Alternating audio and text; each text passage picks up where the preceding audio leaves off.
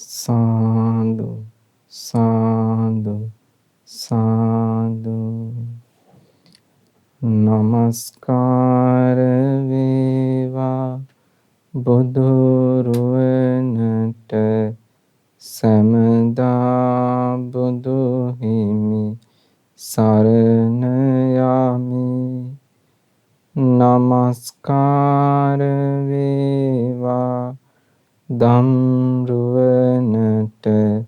සමදා සදහම් සරණ යමි. නමස්කාර වේවා සංඝරුවනට සමදා මහා සංඝ සරණ යමි. නමස්කාර වේවා තුනුරුවනට සමදා තිසරණ සරණ යමි. සාදු සාදු සාදු. අපට මේ ධර්ම විනය කියා දුන්නු අපගේ ගුරු දේවෝත්තම පින්වත් ලොකු ස්වාමීන් වහන්සේට අපගේ নমස්කාරය වේවා. සාදු සාදු සාදු. නුවණ සපාදන සිරි සදහම් සද්ධර්ම දේශනා මාලාවේ අද දින අනුග්‍රහය දරන්නේ දායකත්වයේ දරන්නේ මේ මාතලේ පුස්සැල්ලේ පදිංචි පින්වත් වික්‍රමසිංහ මහත්මයා සහ අමරා මොරගොල්ල මහත්මිය විසින්. අද අපි ඉගෙන ගන්නට යන්නේ අංගුත්තර නිකායේ පංචක නිපාතයට අයිති සුන්දර දේශනාව.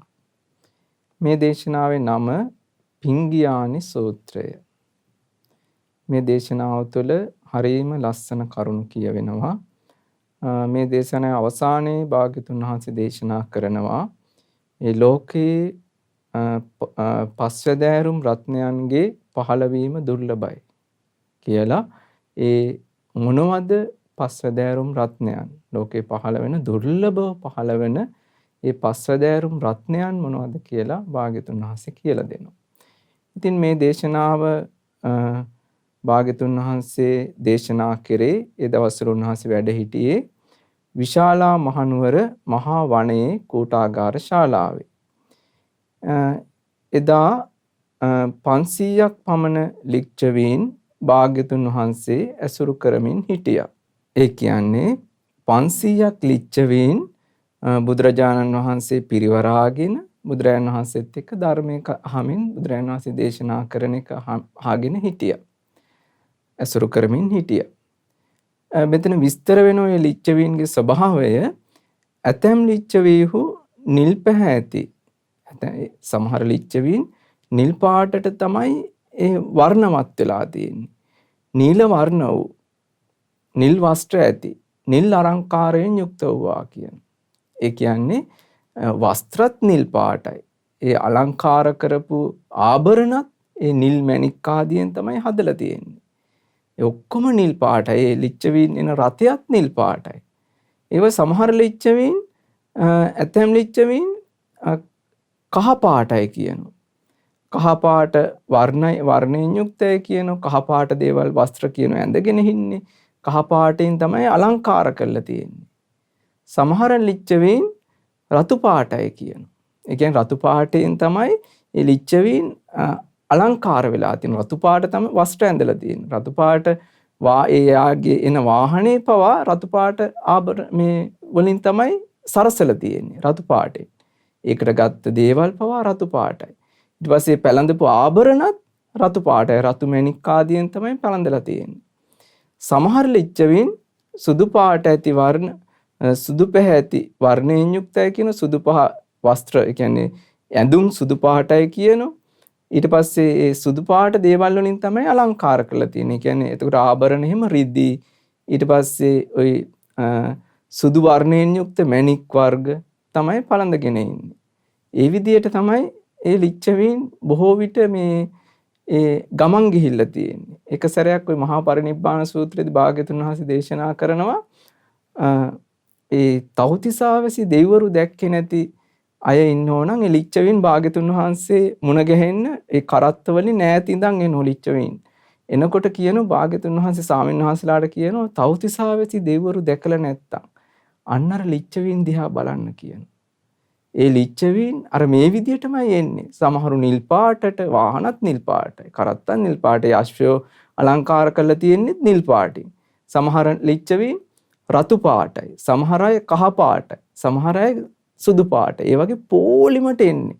දැන් මෙතනත් 500ක් නේ.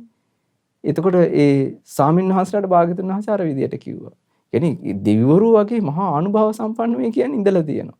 ඔහොම පුෂ්ටිමත් සිරුරු ඇතුව ඇයි 7700ක් රජවරු ඉඳලා තියෙන ලිච්ඡවීන් රාජධානිය තුල. සමුහාණ්ඩුවන්නේ තිබ්බේ. ඒ රාජධානිය තුල 7700ක් රජවරු ඉඳලා තියෙන. ඇමතිවරුත් ඒ ගානට. පුරෝහිතලත් ඒ ගානට. ඒක රජතුමාලා ඔක්කොම රාජකුමාරවලු.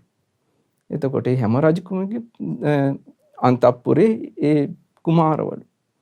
ඒ වගේ ඒ ලිච්ඡවීන් විශාලා මහනුවරනේ දැන් ලිච්ඡවීන් ප්‍රධාන අගනගරේ විශාලා මහනුවර ඒ බොහෝම සස්ත්‍රීකව තිබ්බ රාජ්‍යයක් ඒ කාලේ. මුල් කාලේ අජාසත්තට පවා ආක්‍රමණය කරගන්න බැරි වෙනෝනේ. ඒ ලිච්ඡවීන්ගේ තියෙන සමගිය නිසා භාග්‍යතුන් වහන්සේම කියලා දුන්න අපරිහානි ධර්ම ලිච්ඡවීන් නිතර පිළිපැද්දනේ. ඒක නිසා අජාසත්තවත් එච්චර අජාසත් කියන බල සම්පන්න රජ කෙනෙක් එයාට පවා ආක්‍රමණය කරන්න බැරි වෙනවා. පසු කාලේ ඉන ආක්‍රමණය කරනෝ ඒ බිඳවල මිත්‍ර ભેදය ඇති කළා. ඉතින් කොහොම හරි මේ වෙලාවේදී ලිච්ඡවීන් පිරිවරාගෙන භාග්‍යතුන් වහන්සේ අර වැඩ හිටියා. හැබැයි අර ලිච්ඡවීන් කොච්චර බැබළුණත් ඔවුන් අතර වැඩ හිටිය අපගේ ශාස්ත්‍රූන් වහන්සේ පැහැයෙනුත් යසසෙනුත් හැම කෙනෙක්ම ඉක්මවා බැබළුණා. අර දෙවිවරු වගේ කොච්චර ලස්සනට රාජකීය විදියට අර ලිච්ඡවීන් හිටියත් ඒ සියලු දෙනා ඉක්මවා ශාස්ත්‍රූන් වහන්සේම බැබළුණා. ඒ පැහැයෙනුත් යසසිනුත් හැමෝම ඉක්මවල ශාස්ත්‍රූන් වහන්සේ ඉස්මතු වෙලා පෙනුණා. ඒක පුදුම දෙයක් ශාස්ත්‍රූන් වහන්සේගේ තියෙන ඒ පුණ්‍යානුභාවයත් එක්ක ඒක. උන්වහන්සේගේ තියෙන ඒ දෙතිස් මහා පුරුෂ ලක්ෂණත් එක්ක ඒ උන්වහන්සේගේ තියෙන පුණ්‍යානුභාවයත් එක්ක ඒ කොහි වැඩ හිටියත් උන්වහන්සේ හැමකට වඩා බබලනවා. සමහරට බ්‍රහ්ම රාජයන් අතර වැඩ හිටියත් භාග්‍යතුන් වහන්සේ බබලනවා. ඊට පස්සේ දෙවියන් අතර වැඩ හිටියද්දිත් භාග්‍යතුන් වහන්සේ බබලනවා. හැමකට වඩා ලෝකෙ හිටිය මේ තුන් ලෝකෙටම ශ්‍රේෂ්ඨතම උත්තමයන් වහන්සේ. පින්වත්නි බුදු කෙනෙක් කියන එක පුදුමාකාර දෙයක්. මේ තුන් ලෝකෙටම ඉන්න ශ්‍රේෂ්ඨතම උතුමන් වහන්සේ. ඉතින් උන්වහන්සේ බබළුවා ඒ වෙලාවේදී. ඒ වෙලාවේ එතන හිටියා පිංගියානි කියලා බ්‍රාහ්මණ කෙනෙක්. ඒ පාසකතුමෙක් හිටිය පිංගියානි කියලා බ්‍රාහ්මණ වංශික පාසකතුමෙක්. ඒ වෙලාවේදී පිංගියානි බ්‍රාහ්මණයා ඒ තමන් හුන්න තැනින් නැගිටලා ඒ තමන්ගේ උතුරු සළුවේ ඒකාංශ කළා භාග්‍යතුන් වහන්සේ වෙත බොහෝම ගෞරවයෙන් ඇගිලි බැඳගෙන වන්දනා කරගෙන බොහෝම ගෞරවයෙන් භාග්‍යතුන් වහන්සේට කියනවා පටිභාති මම් භගවා පටිභාති මං සුගතාති. භාග්‍යතුන් වහන්සේ මට වැටහෙනවා සුගතයන් වහන්සේ මට වැටහෙනවා කියලා කියනවා. ඒ වෙලාවේදී භාග්‍යතුන් වහන්සේ ඒ පිංගියානි බ්‍රාහ්මණයට උත්තර දෙනවා පිංගියානි ඒ ඔබට වැටහෙවා කියලා භාග්‍යතුන් වහන්සේ කියනවා. ඒ වෙලාවේ පිංගියානි බ්‍රාහ්මණයා හරි ලස්සන ගාථාවක් රචනා කළා ඒ පිරිස ඉස්සරහා කියනවා. මොකක්ද ඒ ගාථාව? ඔබ ඒක නිතර අහලා ඇති. හරිම ලස්සන ගාථාවක්. මොකද්ද? පදුමං යතා කෝක නදං සුගන්ධං පාතෝසියා පුල්ලමවිත ගන්ධං අංගී රසං පස්ස විරෝචමානං තපන්ත මාදිච්ච මිවන්ත ලික්කේති කියන ගාථාව. බොහෝ ශ්‍රද්ධාවකින් නිතර අහලා ඇති නේද? ඒ ගාථාවෙන් භාග්‍යතුන් වහන්සේට ප්‍රශංසා කරනවා. ඒකේ තේරුම තමයි අපේ ගුරු දේවෝත්තමයන් වහන්සේ පරිවර්තනය කළා තියෙනවා හරිම ලස්සනට. කොහොමද?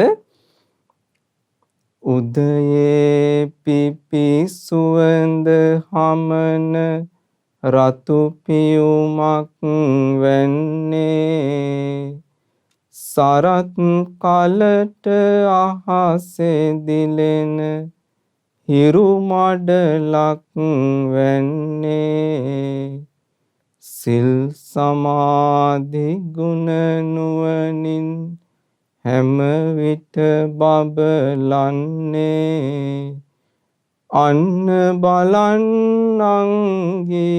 රස සමිඳුය වැඩ ඉන්නේ කියලා ඒ භාග්‍යතුන් වහන්සේගේ ගුණ වර්ණනා කරනවා. මොකක්ද ඒකේ තේරුම? පදුමන් යතා කෝක නදං සුගන්ධ. ඒ කියන්නේ මේ හිමිදිරි උදෑසන බොහෝම ලස්සනට සුවඳ හමන කෝක නද නම් රතු නෙළුම් මලක් වගේ කියන ලස්සනට පිපිලා තියෙන හිමිදිරි උදෑසන ලස්සනට පිපිලා තියෙන සුවඳ හමන රතු නෙළුම් මලක් වගේ කියන පාතෝසියා පුල්ල මවිත ගන්ධං අංගී රසං පස්ස විරෝචමානං. ඒ කියන්නේ ඒ වගේම මේ සරත් කාලයට මේ වලාකුළු නැති අහසේ බබලන සූර්යා වගේ කියනවා. අංගේ රසව බුදුරජාණන් වහන්සේ දෙස බලන්න කියනවා. හැම අතින්ම බබලනවා කියලා ඒ භාග්‍යතුන් වහන්සේ ප්‍රශංසා කරනවා. ඒක ඇහුවයින් පස්සේ ඒ ලිච්ඡවීන්ට හරි සතුටුයි. සතුටු වෙලා ගොඩාක් සතුටුනේ ලිච්ඡවීන් උතුරුසලු 500කින් පිංගියානි බ්‍රාහ්මණයා පූජා කරනවා. දැන් භාග්‍යතුන් වහන්සේත් වැඩ හිටිනෝ අර ගාථාවට හරියට සතුටු වුණා ලිච්ඡවීන්. නෑ ලිච්ඡවීන් පවා බුදුරජාණන් වහන්සේ සරණ ගිහිල්ලානේ ඉන්නේ. එතකොට තමන්ගේ ශාස්ත්‍රූන් වහන්සේගේ ගුණ කියනකොට හරි සතුටක් ඇති වෙනවා. එතකොට අර පිංගියානි බ්‍රාහ්මණතුමාට උතුරුසලු 500ක් දෙනවා. සමහරට එක්කෙනා එක ගානේ දෙන්නේ නැති. ඒ 500ක් එතන පිරිස හිටියනේ. ඒ එක්කෙනා එක ගානේ 500ක් උතුරුසලු දෙනවා. එවිට පිංගියානි බ්‍රාහ්මණයා ඒ උතුරුසලු ඔක්කොම ටික භාග්‍යතුන් වහන්සේට පූජා කරනවා. ඒ වෙලාවේ ඒ පිංගියානි බ්‍රාහ්මණතුමා ඒ ඔක්කොම උතුරුසලු ටික ශාස්ත්‍රූන් වහන්සේට පූජා කරනවා. කොච්චර මහත්ඵල වෙන්නේ නැද්ද ඒ පින නේද? දැන් මෙතන ඒ ගැන විස්තරයක් වෙන්නේ නැහනේ. මොකද බුදුරයන් වහන්සේ කෙරේ හිත පහදවා ගැනීමත් අප්‍රමාණ පින් රැස්වෙන දෙයක්. ඒ උන්වහන්සේ ගැන සිත පහදීම මාත්‍රයක් හරි ඇති වුණොත් ඒකිනුත් ගොඩාක් පින් රැස් වෙනවා. ඒකයි ඒවම් බුද්ධං අතින්තාච බුදුරයන් වහන්සේගේ ගුණ හිතලා ඉවර කරගන්න බෑ කියනවා. බුද්ධ ධම්මා අචින්තිය බුදුරයන් වහන්සේ වදාළේ ධර්මයේ ගුණත් එහෙමයි අචින්ත්‍යයි. හිතලා ඉවර කරගන්න බෑ කියනවා. අචින්තියේසු පසන්නානං විපාකෝ හෝති අචින්තියෝති. ඒ හිතලා ඉවර කරගන්න බැරි ගුණයෙන් යුක්ත බුදුරජාණන් වහන්සේ ගැන ධර්මයේ ගැන යම් කෙනෙක් ප්‍රසාදයක් ඇති කරනවා නම් පැහැදීමක් ඇති කරගන්නවා නම් විපාකෝ හෝති අචින්තියෝති. විපාකත් හිතලා ඉවර කරගන්න බෑ. මෙච්චරයි විපාක කියලා හිතලා ඉවර කරගන්න බෑ. ඒකයි එතන තියෙන ආශ්චර්යවත් දේ. ඉතින් ඒකයි භාග්‍යතුන් වහන්සේගේ පැහැදීම් මාත්‍රයක් ඇති වුණත් ඒ අය සුගතිය ඉපදෙන්නේ. අර සමහරට ධර්මයේ දන්නේ ශාස්ත්‍රූන් වහන්සේ කෙරේ පැහැදෙන. ඔබට මතක ඇති අර එක චණ්ඩාල ස්ත්‍රිය වයසක ආච්චි කෙනෙක් මැරිලා නිරේ යන්නේ හිටියේ. ශාස්ත්‍රූන් වහන්සේ දැකලා හිත පහදවගෙන වන්දනා කරගන්න. ඒ පිනින්ම සුගතිය. බලන්න කොච්චර ප්‍රබල කියලා නිරේ යන්න සංස්කාර සකස් වෙලා තිබ්බේ. දැකලා හිත පහදවා ගැනීම මාත්‍රයෙන් වන්දනා කර මාත්‍රයෙන් ඒ පිනින් මිනිසයා සුගතියට දෙවියන් අතරට ගෙනියන්න පුළුවන් වුණානේ. ඒ ශාස්ත්‍රඥ වහන්සේගේ තියෙන ගුණයම නිසා හිම වෙන්නේ. ඒකයි ඔබ වුණත් ඒ ශාස්ත්‍රඥ වහන්සේ ගැන නිතර සිහි කරනවා නම් ඒ ශාස්ත්‍රඥ වහන්සේ ගැන හිතා වන්දනාමාන කරගන්න ඕන. ඔය කොහේ හරි වාඩි වෙනකොට උනත් ඒ ශාස්ත්‍රඥ වහන්සේ සිහි කළා නමස්කාර කළා වාඩි වෙන්න. හිතින් හරි නමස්කාර කරන්න. නිතර ශාස්ත්‍රඥ වහන්සේව සිහි කරන්න. ජීවිතේට පුදුමාකාර යහපතක් වෙන්නේ. ඇයි? ලෝකේ පහළ වුණු ශ්‍රේෂ්ඨතම උත්තමයන් වහන්සේ. මේ ශාස්ත්‍රුන් වහන්සේ ගැන හිතන මොහොතක් පවා මහා පිනක් රැස් වෙනවා. ඉතින් ඊට පස්සේ භාග්‍යතුන් වහන්සේ ලිච්ඡවීන්ට ධර්මය දේශනා කරනවා. ලිච්ඡවීන් හට දේශනා කරනවා. ලිච්ඡවීවරුනි ලෝකෙහි පස්වැදෑරුම් රත්නයන්ගේ පහළවීම දුර්ලභයි කියනවා. ආන්න මොකද්ද දැන් භාග්‍යතුන් වහන්සේ දේශනා කරේ ලෝකයට මෙන්න මේ පස්වැදෑරුම් රත්නයන්ගේ පහළවීම දුර්ලභයි කියනවා. මොනවද ඒ රත්නයන් පහ? පළවෙනි එක තමයි තථාගත අරහත් සම්මා සම්බුදුරජාණන් වහන්සේගේ පහළවීම ලෝකේ දුර්ලභයි කියනවා. තථාගතස් අරහතෝ සම්මා සම්බුද්දස්ස පාතුභාවෝ දුර්ලභෝ ලෝකස්මි. මේ තථාගත අරහත් සම්මා සම්බුදුරජාණන් වහන්සේ නමක් ලෝකයට පහළ වෙනවා කියන එක දුර්ලභ දෙයක් කියනවා. ලෝකේ තියෙන දුර්ලභම රත්නය අතරින් පළවෙනිම රත්නය. හොඳට මතක තියාගන්න ශාස්ත්‍රූන් වහන්සේගේ පහළවීම. ඔබ ගත්තොතින් දැන් බලන්න කල්ප 100ක් පුරාවට අරන් බැලුවතින් ඒ කියන්නේ මීට කල්ප 91කට කලින් පහළ වුණ විපස්සී කියලා බුදුරජාණන් වහන්සේ නම. දැන් කල්පය කියලා අපි කියන කල්පය කියන්නේ පින්වත්නි මනුස්ස හිතකට හිතලා ඉවර කරගන්න බෑ කල්පයේ තියෙන අවුරුදු ගාන. ඉච්චරට අතිශයින් දීර්ඝයි. දවස සාමීන් වහන්සේ නමක් කියලා බුදුරජාණන් වහන්සේගෙන් අහන ස්වාමීනි භාග්‍යතුන් වහන්සේ කල්පය කියලා කියන මේ කල්පෙට කොච්චර අවුරුදු තියෙනවද කියලා. භාග්‍යතුන් වහන්සේ කියන මේ අවුරුදු 100යි 1000යි ලක්ෂයයි කියලා මෙහෙම ගණන් වලින් කියන එක ලේසි නෑ කියලා. ඒ වෙලාවේ ඒ ස්වාමීන් වහන්සේ අහනවා එහෙනම් ස්වාමීනි භාග්‍යතුන් වහන්සේ උපමාවක් කියන්න පුළුවන්ද කියලා. ඒ වෙලාවේදී භාග්‍යතුන් වහන්සේ උපමාවක් දේශනා කරනවා. දැන් මේ පොඩ්ඩක් හොඳට හිතලා බලන්න මේ උපමාව අපි දැන් නිතර සමහරට අහලා ඇති. මේ උපමාවේදී තියෙන්නේ මේ හැතැම්ම මේ යොදුනක් දිග යොදුනක් කියන්නේ සමහර කිලෝමීටර් 10ක් විතර. ඒ යොදුනක් දිග යොදුනක් පළල. ඒ කියන්නේ කිලෝමීටර් 10ක් විතර දිග 10ක් විතර පළල 10ක් විතර උස.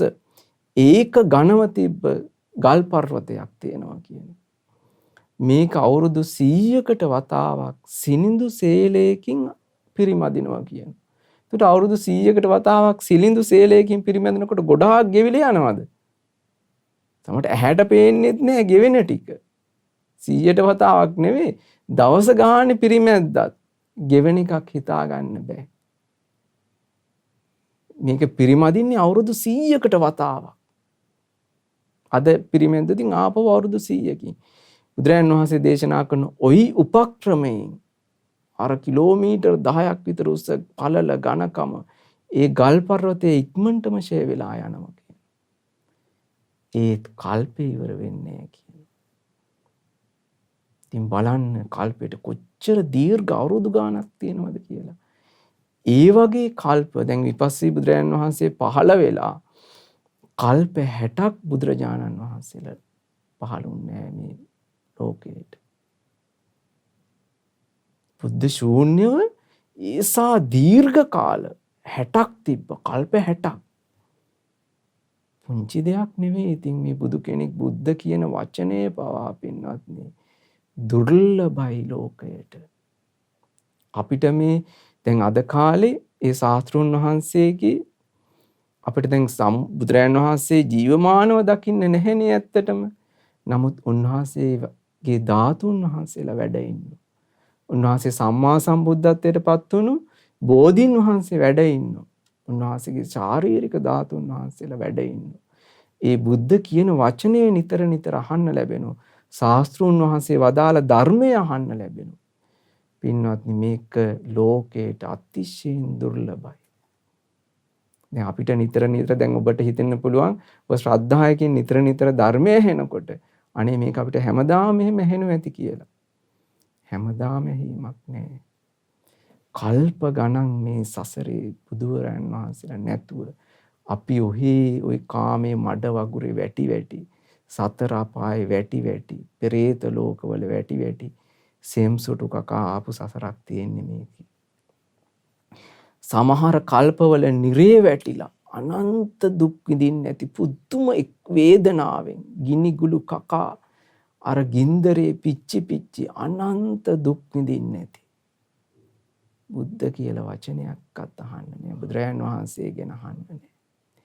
ඒක නිසා ඒ රත්නය දුර්ලභ රත්නය දුර්ලභයි කියන එක තේරුම් ගත්තොතින් එයා ඒකේ වටිනකම තේරුම් ගන්න.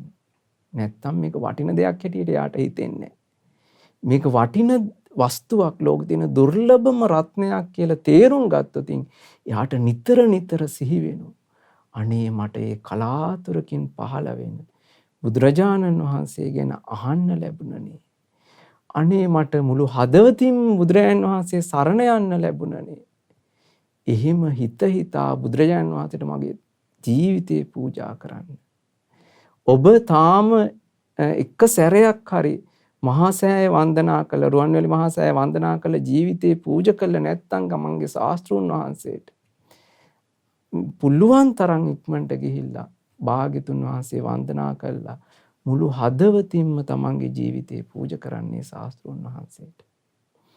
පින්වත්නි මේ අපිට මහා ලොකුවට තේරුණාට මේ කෙස් ටිකයි හමයි මසුයි ඇටයි නහරයි තියෙන මේ කය ටික කාලෙකින් පොළවට පස් වෙලා යනවා. අපි කොච්චර ආදරෙන් අපේ කෙස් ටික රැකගත්තත් කොච්චර ආදරෙන් මේ ඇහි බැම ඔය බොහොම ආදරෙන් ඔව රකින්නෝනේ.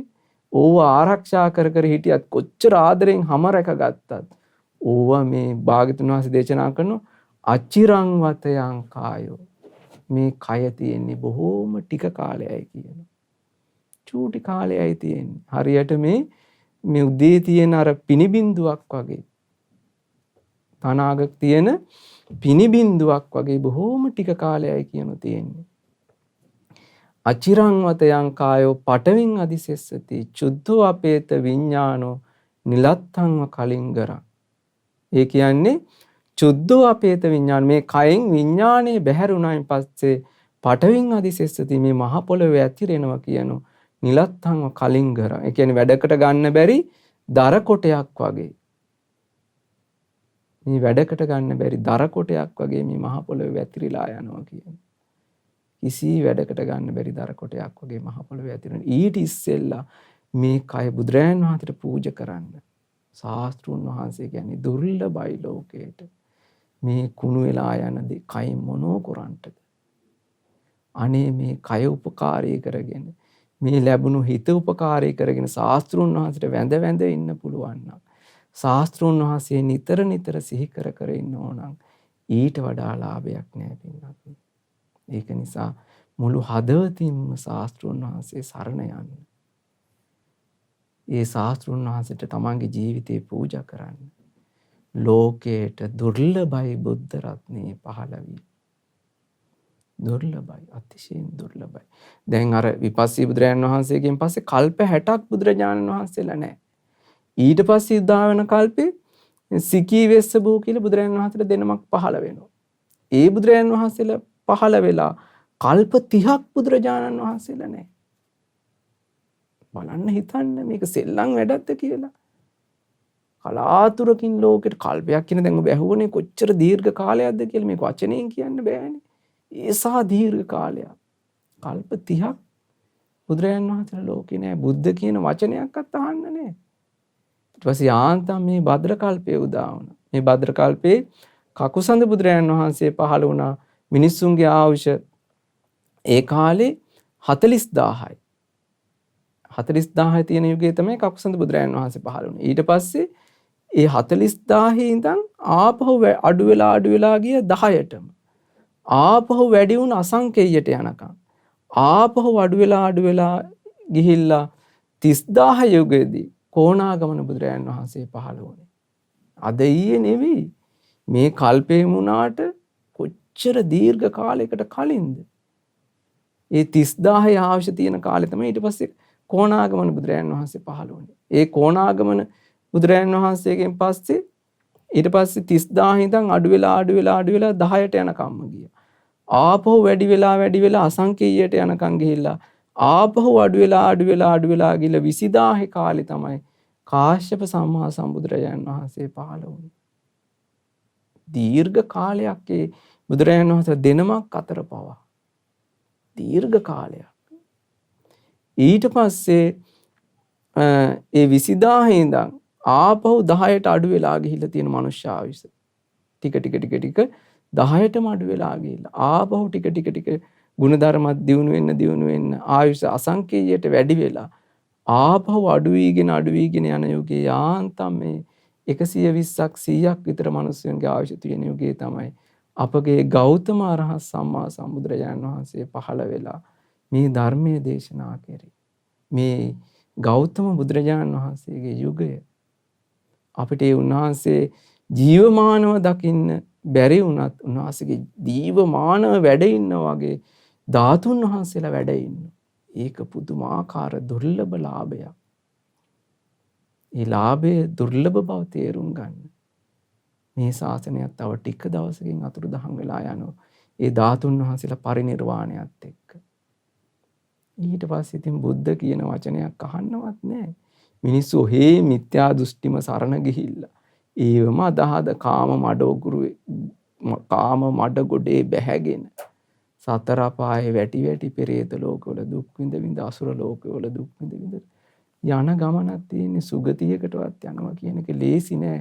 සත්පුරුෂ ඇසුරක් නොලැබෙන්න සුගතියටවත් මිනිස්සෙක්ට ජීවිතේ දොරවල් ඇරෙන්නේ.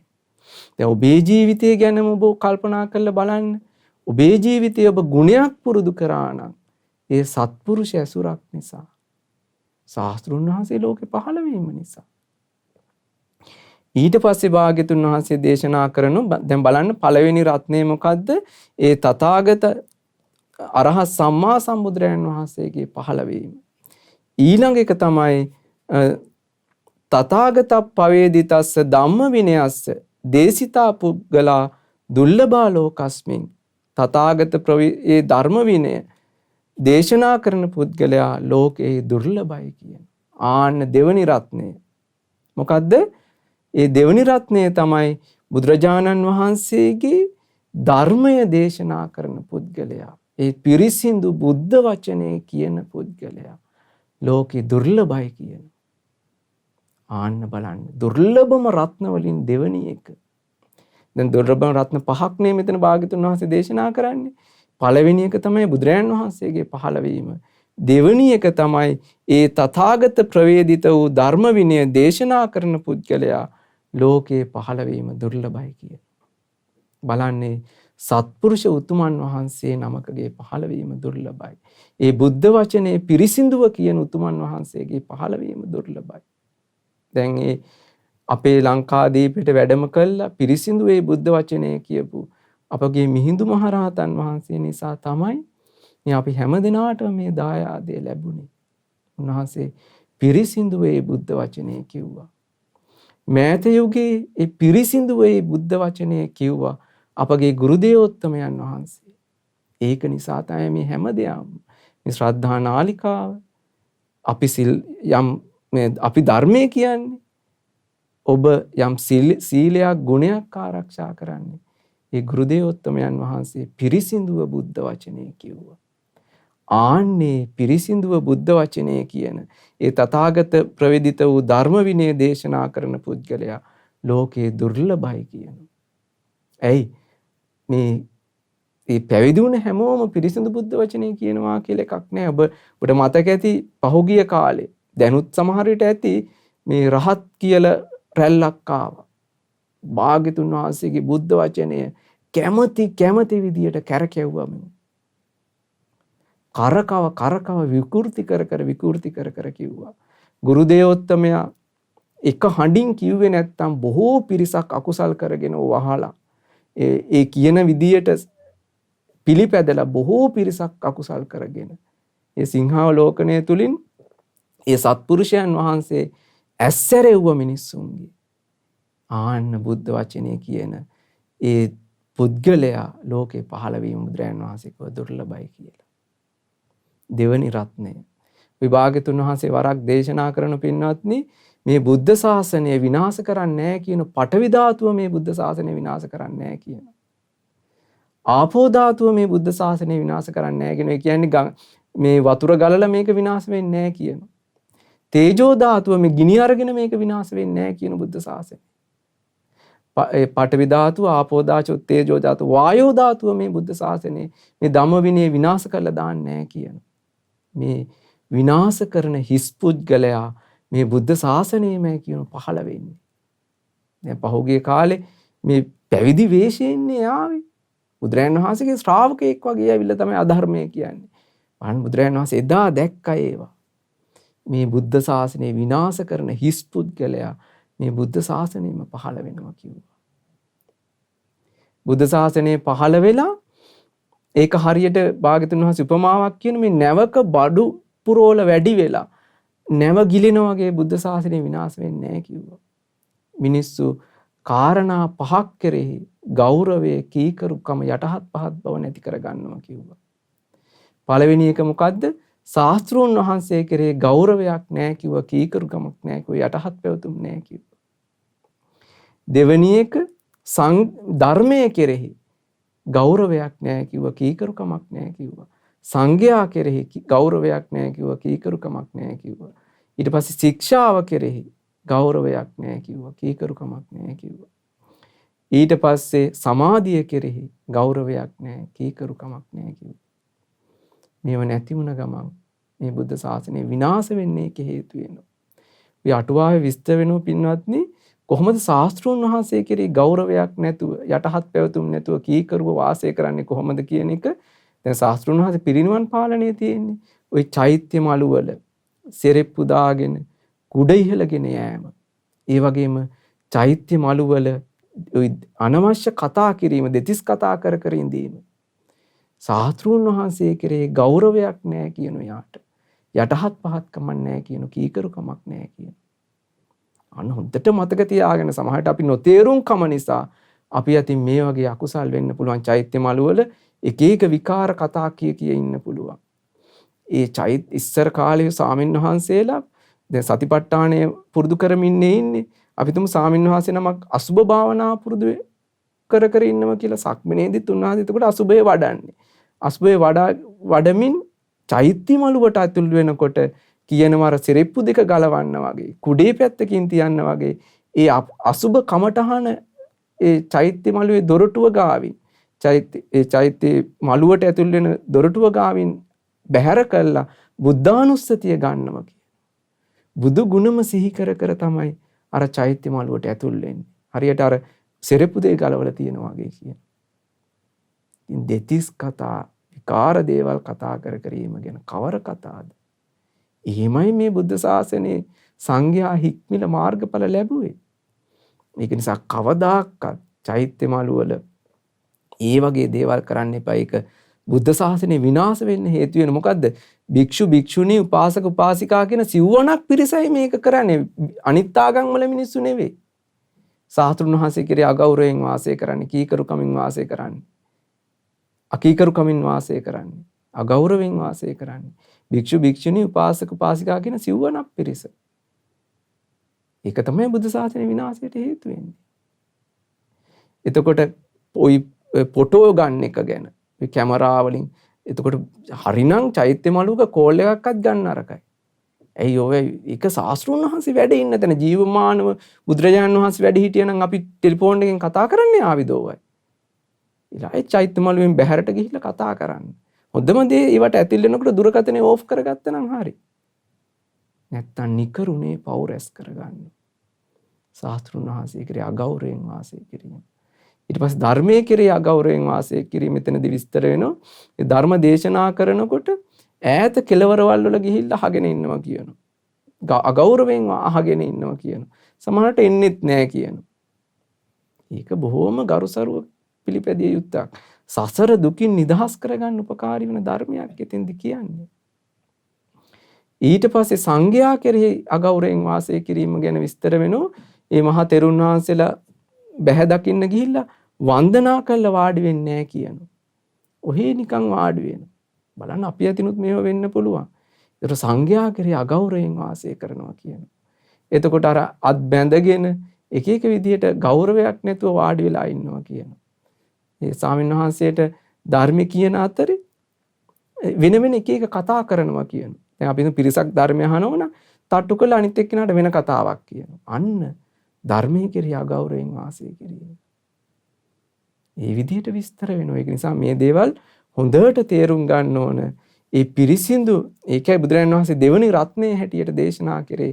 පිරිසිදුව බුද්ධ වචනේ තථාගත ප්‍රවේදිත වූ ධර්ම විනය දේශනා කරන පුද්ගලයා ලෝකේ දුර්ලභයි කිව්වේ දෙවනි රත්නය.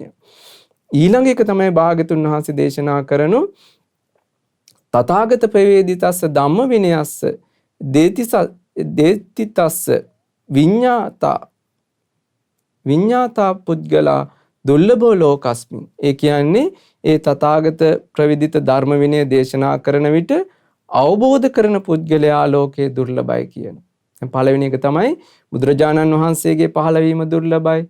ඒ වගේම ඒ ධර්ම විනය දේශනා කරන පුද්ගලයාගේ පහළවීම දුර්ලභයි. ඒ ධර්ම විනය දේශනා කරනකොට ඒ ධර්ම විනය අවබෝධ කරන පුද්ගලයා දුර්ලභයි කියනවා.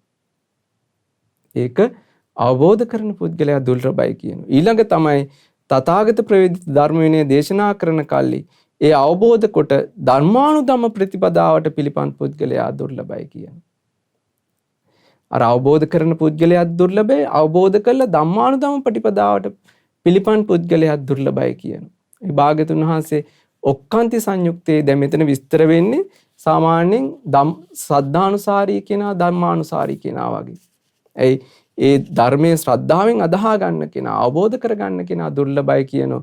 ධම්මානුධම්ම ප්‍රතිපදාවට පිළිපන්න කෙනා දුර්ලභයි කියනවා. ඒ දෙන්නෙක් එතකොට.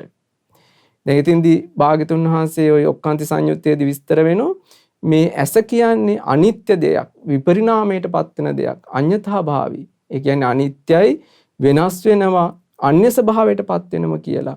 එයා ශ්‍රද්ධාවෙන් අදහා ගන්න ඕන. ඒ වගේම ඇස, කන, නාසය, දිව, කය, මනස කියන මේ ආයතන 6 අනිත්‍යයි, විපරිණාමී, අඤ්ඤතා භාවී. අනිත්‍ය වෙලා යනෝ, වෙනස් වෙනෝ, අන්‍ය ස්වභාවයට පත් වෙනවා කියලා. එයා ශ්‍රද්ධාවෙන් අදහා ගන්න ඕන. එයා කියනෝ මේ එයාට කියන සද්ධානුසාරී පුද්ගලයා කියලා. එයා ශ්‍රද්ධාවෙන් අදහා ගන්න ඕන. ඒක විශ්වාස කරන ඕන. සද්ධාති අදිමුච්ඡති. ශ්‍රද්ධාවෙන් අදහා ගන්න ඕන, ඒක විශ්වාස කරන ඕන. එයාට කියනවා සද්ධානුසාරී පුද්ගලයා කියලා. ඒ සද්ධානුසාරී පුද්ගලයා ගැන විස්තර වෙනවා. එයා කියන මේ සත්පුරුෂ භූමියේ බැසගත් පුද්ගලයා. පෘථග්ජන භූමියේ ඉක්මවා ගියපු පුද්ගලයා. සද්ධර්මයට පැමිණි පුද්ගලයා. ඒතනම දේශනා කරනවා එයා සෝතාපන්න වෙන්නේ නැතුව කලුරිය කරන්නේ කියලා. සද්ධානුසාරී පුද්ගලයා සෝතාපන්න වෙන්නේ නැතුව කවදාකවත් කලුරිය කරන්නේ නැහැ කියලා. ඒක බුද්ධ වචනේ. ඒ එතන විස්තර වෙන අටුවාවේ හදිස්සිය අපි හිතමු මේ ලෝක විනාශයක් ඇති වුණා කියලා, මේ පෘථිවිය දැවිලා යන දවසක් එනවා කියලා. ඒ සද්ධානුසාරී කෙනා සෝතාපන්න වෙනකන් ඒ ලෝකේ විනාශ වෙන්නේ නැහැ කියනවා. එයා සෝතාපන්න වෙනකන්.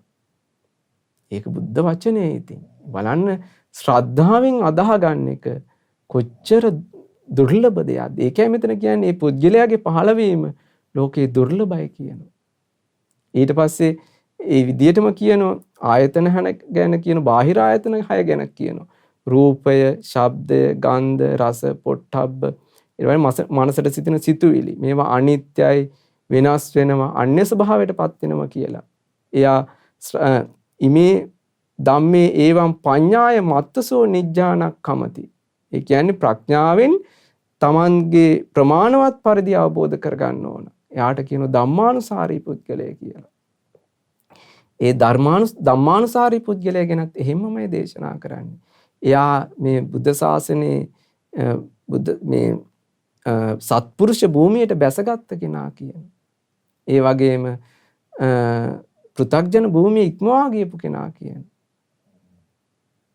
එයා ගැනත් ලෝකෙ මේ එයා සෝතාපන්න වෙන්නේ නැතුව කලුරිය කරන්නේ නැහැ කියලා කියනවා. ඒ වගේ මේ උපාදානස්කන්ධ, පංච උපාදානස්කන්ධය ගැන ආදි වශයෙන් ඔක්කාන්ති සංයුක්තේ දීර්ඝව විස්තර වෙනවා. එතකොට බලන්න ඒ පුද්ගලයන් දෙන්නගේ පහළවීම ලෝකයේ දුර්ලභයි කියනවා. ඒතර පළවෙනි රත්නය තමයි බුදුරජාණන් වහන්සේගේ පහළවීම. දෙවෙනි රත්නය තමයි ඒ තථාගත ධර්ම විනය දේශනා කරන ඒ පුද්ගලයාගේ පහළවීම, ඒ දේශනා කරනකොට අවබෝධ කරගන්න පුද්ගලයාගේ පහළවීම, අවබෝධ කරගෙන ධම්මානුධම්ම ප්‍රතිපදාවට පිළිපන් පුද්ගලයාගේ පහළවීම ලෝකයේ දුර්ලභයි කියන. දැන් අපි එතකොට පුද්ගලයෝ කී දෙනෙක් කිව්වද? 4 දෙනෙක් ගැන කිව්වා. පස්වෙනි එක්කෙනා තමයි භාග්‍යතුන් වහන්සේ දේශනා කරන අන්තිම එක්කෙනා. බලන්න, කතඤ්ඤු කතවේදී පුද්ගලෝ දුර්ලභෝ ලෝකස්මි. ආන්න බලන්න, මේ කෙලෙහි ගුණ දන්නා බවක් ඇද්ද? කෙලෙහි ගුණ සිහි කිරීමට තේරෙන බවක් ඇද්ද? මෙන්න මේ පුද්ගලයා දුර්ලභයි කියන. ආන්න බලන්න. එතකොට ලෝකේ දුර්ලභව පහළ වෙන රත්නයක් මේ කෙලෙහි ගුණ දන්නා බවත්, කෙලෙහි ගුණ සිහි කරන්නට පුළුවන් බවත් කියන එක ලෝකයේ දුර්ලභව පහළ වෙන රත්නයක්. දැන් එක රත්න පහෙන් එකක් ඒ පුද්ගලයා. කවුද? කෙලෙහි ගුණ දන්නාකමත්, කෙලෙහි ගුණ සිහි කරන්නට පුළුවන්කමත්. කතඤ්ඤු කතවේදී පුද්ගලෝ දුර්ලභෝ ලෝකස්මි. ඒක කෙලෙහි ගුණ දන්නා බවත්, කෙලෙහි ගුණ සිහි කිරීමත් කියන එක සම්පූර්ණයෙන්ම සත්පුරුෂ භූමියයි කියලා කියනවා. ඒ කියන්නේ සත්පුරුෂ කෙනෙක්ගේ පහළවීම ලෝකයේ දුර්ලභයි පින්වත්. ওই ඉන්දියාවේ එක සිද්ධියක් වුණා. ඒක ওই මිනිස්සේ ඒ කෙනා ඉන්දියාවේ ගමෙන් ගම් වලට චාරිකා කරගෙන හිටියා. චන්ද්‍රභාගා කියන ගංගාවෙන් එතර වෙන්න මේ මිනිස්සේ නැවු නැග්ගා.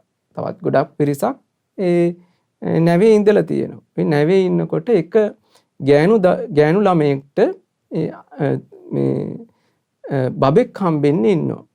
මේ හොද්දටම අමාරු වුණා අර නැවේදී. අමාරු වෙලා මේ ගෑනු ළමයා කෑ ගහනවා.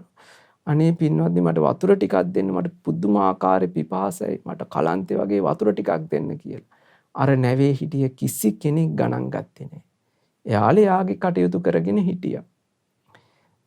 අර මිනිස්සයා මේ අර ගෑනු ළමයා අමාරුවෙන් කිඳිරි ගානවා දැකලා ටක් ගාලා උනන්දු වෙලා පෑන් ටිකක් බොන්න දීලා මූණේ පෑන් ටිකක් මේ මූණේ ගාලා සුවපත් කරා ඒ මිනිස්සයා. එයා ඒක ඉතින් අපිට ඒ මිනිස්සයාට ඒක සංවේදී වුණා. එයා අනිත් අය ගණන් ගන්න නැතුව යාළගේ කතා කර කර හිටියා. මේ කොහොම හරි මේ දෙන්නේ පාර අරයා සුවසේ ළමයා මේ බබා හම්බ වෙන සුවසේ නැවේදීම. දැන් බලන්න ඒ කාලේ නැවේ බබා හම්බුනේ. අද කාලේ නම් ළමෙක් හම්බෙන්න කොච්චර දේවල් කරනවද? සමහරුන්ගේ බඩපල්ලත් ගන්නවනේ. ඒ කාලේ හිමි කන්නේ ඕව සම්පූර්ණයෙන් මේ සිංහල ජාතිය විනාශ කරන්න ආපු දේවල් ඕව. ඒ කාලේ හිමි කන්නේ අර නැවේ හම්බුනේ. සමහර වෙලට ඉස්සර අපි ලංකාවෙත් ඉස්සර ළමයි හම්බුන්නේ නැද්ද අම්මලාට? ගෙවල් වල හම්බුනේ. මේ අද වගේ මේ කෝලම් තිබ්බේ නෑ. අමාරු වුණොත් අර හිර වුණොත් ඔපරේෂන් එකක් කරලා සත්කමක් කරලා ගන්න එක ඒක වෙනම දෙයක්. නැත්තම් ඉතින් ඕව සිංහල ජාතිය විනාශ කරන්න ආපු දේවල්. ඉතින් කොහොම හරි අර නැවේදී අර බබා හම්බෙලා ඒ අය ඒ ගෑනු දරුවා බබත් එක්ක ගෙදර ගියා. අරයා ගියා. ඊට පස්සේ කාලයක් ගිහිල්ලා අර පිරිමි මිනිස්සයා අර ගෑනු කෙනා ඉන්න නගරයට ආවා. ඇවිල්ලා ඉන්න තැනක් හෙව්ව රාත්‍රී නවාතැන් ගන්න තැනක් හම්බුන්නේ නැහැ. ඊට පස්සේ යාට නවාතැන් ගන්න සිද්ධ වුණේ අර අම්බලමෙමයි. ඒ අම්බලමක් තිබ්බා.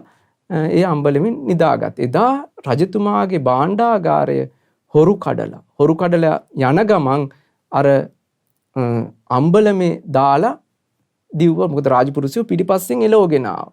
එතකොට අම්බලමේ අර බඩු ටික දාලා එහෙම මේ මිනිස්සු දිව්වා හොරු ටික. රාජපුරුෂයෝ දැක්කා බඩු ටික බැලින්නම් හොරා හොයනකොට අර මිනිස්සයා හම්බුණා. අර මිනිස්සයා අම්බලා මෙන්න හොරා හම්බුණා කියලා රජතුමා ඉදිරියට එක්කන් ගියා. එක්කන් ගියායින් පස්සේ රජතුමාගෙන් ඇහුවායින් පස්සේ රජතුමාට කිව්වා අනේ රජතුමනි, මම මේ ආගන්තුකව ආපු කෙනෙක් මේ නගරෙට. මම මේ රෑ ඉන්න තැනක් හොයලා නැතුව මේ අම්බලම හිටියේ, මං හොරෙක් නෙවෙයි කියලා කිව්වා. නා රජතුමා කිව්වා එහෙනම් හොරු හොයන්න කියලා රාජපුරුෂයන්ට අණ කරා. හොරු හොයාගන්න බැරි වුණා. එහෙනම් මූ බොරු කියන්නේ කියලා මේ මිනිස්සේ මරණයට නියම කරා. මරන්න එක්කන් යනකොට අර කාන්තාව දැක්කා. කාන්තාව දැකලා කල්පනා කරා මේ ලෝකේ මිනිස්සුયો පිපාසි හැදුනට මේ මුහුදු වතුර බොන්න යන්නේ ලිඳක් හොයාගෙන දුවනු. ඒ විදියට ලෝකයේ සත්පුරුෂය දුර්ලභයි. මේ කොච්චර මිනිස්සු හිටියත් සත්පුරුෂය ලෝකේ දුර්ලභයි. මේ මිනිස්සයා මට උපකාරයක් කළා එදා. එක මිනිස්සෙක් මන් දිහා බැලුවේ නෑ. මං අද මම මේ දරුවෝ ටිකත් රැකගෙන සුවසේ ඉන්නේ මේ මිනිස්සයා මට උපකාර කරපු නිසා. කියලා අර කළ උපකාරයේ සිහි කළා. රජ්ජුරු හම්බෙන්න දූවල ගිහිල්ලා කිව්වා අනේ මේ මිනිස්සයා හොරෙක් නෙවෙයි. මේ මිනිස්සයා අහිංසක මිනිස්සෙක්, ගුණවත් මිනිස්සෙක්. අනේ මේ මිනිස්සයා නිදහස් කරන්න කියලා කිව්වා. එපාර රජතුමා කිව්වා එහෙනම් මට ධනය දෙනෝ නම් මම මේ හොරාව නිදහස් කරන්නම් කිව්වා. එපාර කිව්වා මේ අනේ රජතුමනි මගේ ගාව ධනයක් නැහැ. මට ළමයි 7 දෙනෙක් ඉන්න මම මේ ළමයි 7 දෙනාත් එක්ක ඔබ වහන්සේ ගාව දාස වෙන්නම්. මේ මිනිස්සයා නිදහස් කරන්න. එපා රජුර අහනෝ ඔබ දැන් කිව්වා මේ මිනිස්සයා ආගන්තුකව ආපු කෙනෙක් කියලා. දැන් කියනවා මේ ආගන්තුක ආපු කෙනෙක් වෙනුවෙන් දාස බවට පත් වෙන්නම් කියලා. මේකේ මොකක්ද කතාවේ තේරුම? එතකොට අර උණු විස්තරේ කිව්වට මෙන්න මෙහෙම උපකාර කරලා ලෝකේ සත්පුරුෂය දුර්ලභයි. මං ඒ මිනිස්සය වෙනුවෙන් ඒකයි මේ ඉදිරිපත් උනේ කියලා.